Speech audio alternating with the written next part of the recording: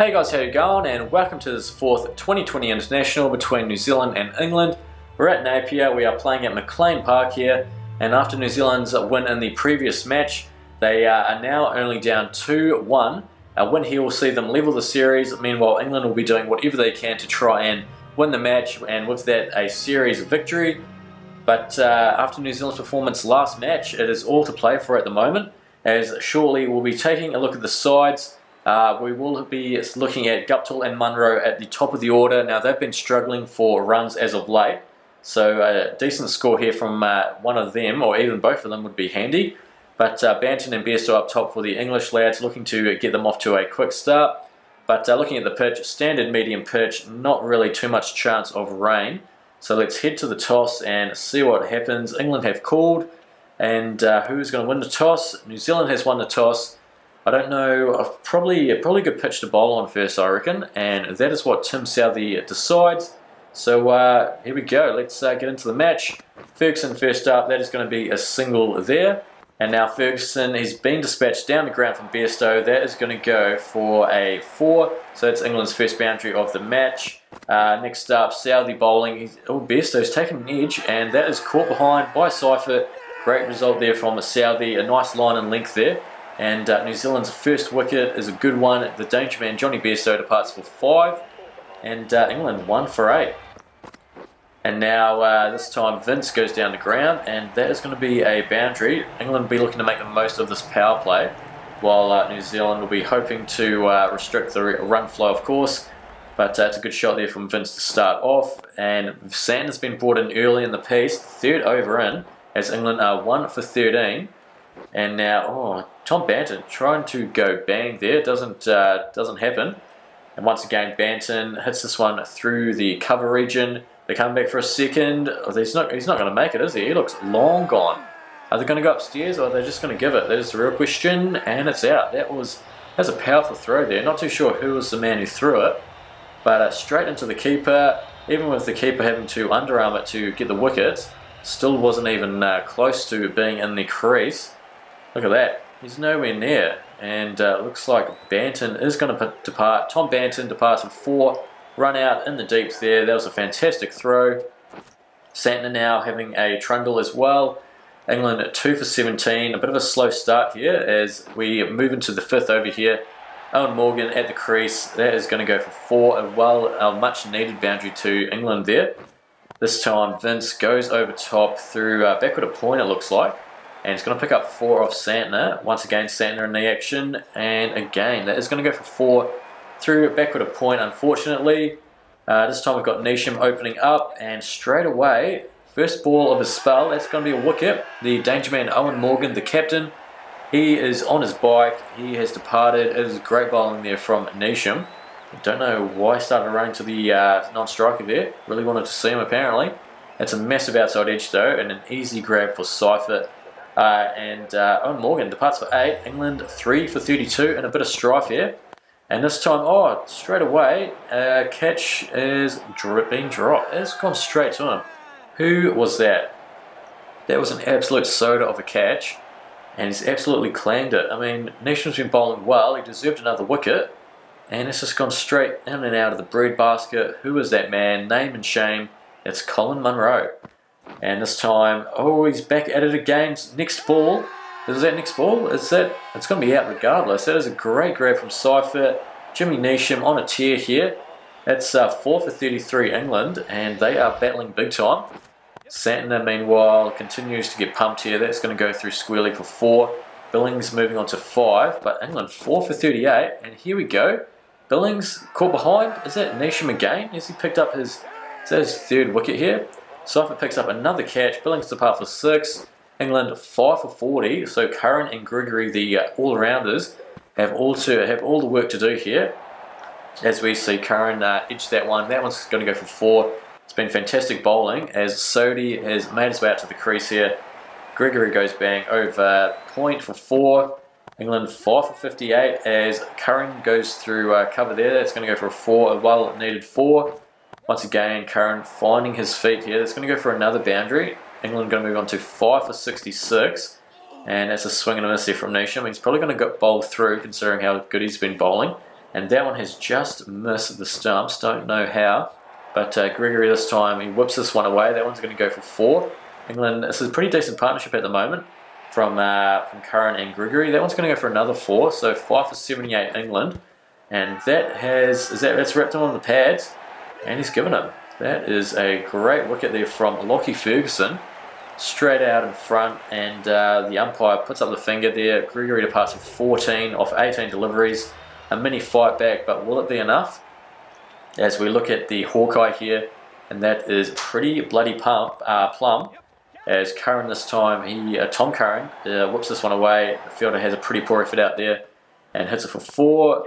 Sam Curran this time, that was a full toss. Ish Sodhi not bowling that well. It's going to go for 4. Curran moving into the 30s now. Make that 35 as he picks up another 4 through mid-wicket this time. And how is that one? Is that going to be out? He has given it. The umpire has given it out. And who was that bowling? Is that Lockie Ferguson once again? Tom Curran departs with 5. As Matt Parkinson on debut here is making his way out to the crease. Ferguson some good figures, 2 for 18. England 7 for 93, and a whole lot of bother. As Parkinson gets off the mark in international cricket, he's going to pick up 2 runs there. This time, Ish Sodhi continues to bowl. And that one's, it's going to find the gap. The fielders are very lethargic out there. And that's brought up the 100. Ish Sodhi once again bowling pretty bloody well here. And that's almost hit the stumps. As you can see, just incredibly close there. Should have been out, but not to be. Just missing stumps. Curran, meanwhile, continues on his merry way. But he's been given run out, is he? It's a pretty bloody good throw coming back for the second, and it's going to be out. So it's a great throw there from, I'm not sure who it was, but Seifert with the collect once again. Sam Curran departs for a well-made 45, as I've had a bit of an issue here with the over rate, or the over allocation, and Colin Grammonholm has had to bowl the last. So a bit of a clanger on my part, but and it's not great. First ball going for 4. Parkinson this time. He's moved on to 15. I think it's going to go for another 4, so make that 19. Not a great over here from the Granholm, but it is the captain's fault for him having to bowl anyway, because it's left, I think, Southey 1 over short. And Mahmood this time gets in on the action. That's going to go for 4. And England 8 for 132. New Zealand need 133 to win. But that innings held together by Curran. He was the only person who really dug in and got a decent score. But Jimmy Neesham was probably the star of the ball for us, taking some three wickets for not a whole lot of runs. As New Zealand are underway here, and Guptill decides to go bang over mid-off, and that is going to go for a 106 metre 6. That is a cracking shot there from Guptill, and he tries to go again but completely misses it. And another time he goes for it, and he hasn't timed it that well, even though the timing's good. But sadly, Guptill's going to depart there after a quick fire start. As Guptill departs for 10 there. Now we see Munro getting in there, trying to score a few runs here. Just going to pick up a single there. New Zealand 1 for 12. This time Seifert has gone for a quick single. It is a good dive here. He's been the man in form for New Zealand. As he shows right there, that one's going to be dispatched over cover. It's been his favourite shot for the series, but this time he can't get a hold of it, and unfortunately the danger man for New Zealand is gone. Pat Brown has taken the wicket, so good bowling from Brown there, and yes, Seifert, the danger man, departs. And now, who is this? Is this Colin Granholm? Is this? I think it's first ball potentially, as that one has gone in the air. It's taken once again. And Tom Curran this time takes the wicket. New Zealand in all sorts at the moment. 3 for 24, and to make matters worse, we've got a run out here. That looked pretty bloody out, and yep, he's been given. Munro departs. He's been run out for 7, and now is that what? Daryl Mitchell? Is he gone? Is he gone first ball as well? He's edged that one behind. He's been given. Brown on fire, and yeah, Daryl Mitchell, second golden duck of the match, of the innings even. As Jimmy Neesham comes out to bat. He was the saviour last time along with Seifert. So hopefully he can be the glue that holds this innings together. As Ross Taylor, it's a cracking shot there through mid-wicket. That's going to go for 4. He's moving on to 13. New Zealand, meanwhile, 5 for 41, really struggling here, much like England were. So a partnership here will be huge, as that one is going to be a 2 easy runs with the dive, and there's a cracking shot there from Ross Taylor, absolutely dispatches it through mid-on for 4. And once again, mid-wicket is being absolutely pumped here. It's going to go for another 4, 75 off 71 the rate now, as Ross Taylor, a bit of luck going his way there, tries to guide it, but a top edge, that is going to go over the keeper for 4. Nisham, meanwhile, he has found the gap there. It's a great shot of Parkinson, and he's going to pick up, I think, 2 runs. He's been batting pretty well, getting the 1s and 2s, ticking the strike over as he should, and that's going to be the 50-run partnership between Jimmy Neesham and Ross Taylor. So well batted there, especially when New Zealand needed it. They need 58 of 53 deliveries now. As Neesham goes for the sweep here, he's just going to pick up the single. And New Zealand now 5 for 76, chasing another 56 to win. Neesham goes over the top, and is that going to go for 4? It has gone for 4 as a good shot, especially when we need to go just over 6 and over, but boundaries help the cause immensely. Neesham once again finds the gap. That is another 4. He's been batting rather well this series. Ross Taylor this time hits this one out to backward a point. He's going to go for 2. Is that going to be risky? Direct hit would have had him, but not to be. Ross Taylor, meanwhile, hits that one to fine leg. There's no one there. It's a very good shot there. Moving into the 40s now. 37 off 39 required. Ross Taylor, once again, that field is pretty interesting considering his last shot went for 4 through this area, and it's going to tease the fielders here. Is it going to go for 4? And I think it has, so that is a pretty aggravating for the fielder there. Good for New Zealand though, as that has gone for another 4. And unfortunately, Neesham's innings has come to an end. He's been clean bowled here.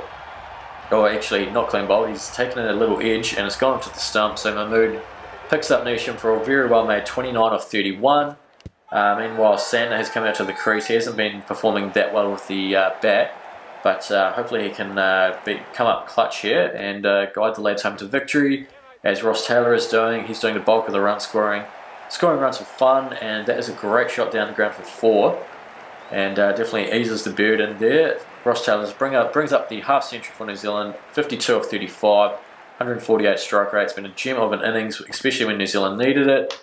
This time, Santner with a risky single, and they're going to pick up, I think, 5 runs. So that is going to be very costly here, and a no ball as well. So what is going on here? It's all happening, and he's absolutely missed out on the free hit there. Santner really battling, but this time he finds the middle of the bat. I think is that going to go? Is that 6? I think it may have gone for 4. Yeah, only the 4 runs. Now Ross Taylor smashes that one through point. That's going to go for 4. This match pretty much sewn up here. Only 2 off 16 required, and that is just going to go for a single, letting Ross Taylor potentially hit the winning runs. And it's a no ball, but I also think it's a leg by. But it doesn't matter. New Zealand have won the match. The series is drawn up at 2 apiece, heading into the final 2020 match at Eden Park. There we go, winning by 4 wickets. Man of the match, Jimmy Neesham, for his 3 for 19. Really set up the innings there for New Zealand in the bowling department. And New Zealand, they're guided home by Ross Taylor there, 58 of 38. Well supported by Jimmy Neesham, 29, and Mitchell Santner, 17. That partnership in the middle there definitely helped out, especially when we were 5 for 24 at one stage. But there we go, Seifert on top of the runs, 134 runs, followed by Vince Bairstow, Ross Taylor and Owen Morgan. As for the bowling, Curran is on top with Tim Southey, followed by Ferguson, Neesham and Rashid with 5 wickets apiece. But that is going to be it for today's video. Thanks so much for watching. If you've enjoyed today's video, please leave a like and subscribe. If you're feeling up to it, leave a comment down below. Always appreciate reading those. But until then, take it easy.